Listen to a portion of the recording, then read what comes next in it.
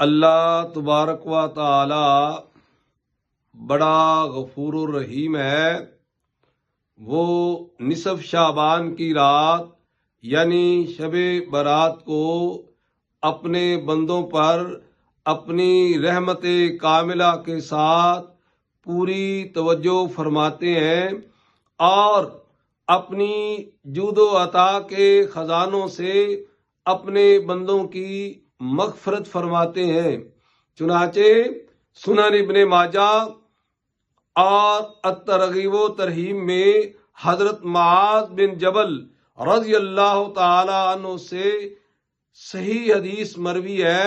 کہ آقا کریم علیہ الصلاۃ والسلام نے ارشاد فرمایا کہ اللہ تبارک و تعالی 15ویں شعبان کی رات کو یعنی شب برات کو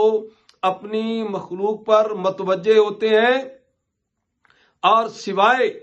مشرک اور کینہ پرور کے سب کی مغفرت فرما دیتے ہیں۔ کینہ پرور وہ آدمی ہوتا ہے جو بغیر کسی شرعی حجت کے اپنے دل میں اپنے مسلمان بھائی کے خلاف بغض و عناد رکھتا ہے، اس کو چھوڑ دیا جاتا ہے جب تک کہ وہ اپنے دل کی صفائی نہ کر لے اور اپنے دل کو پاک اور صاف نہ کر لے۔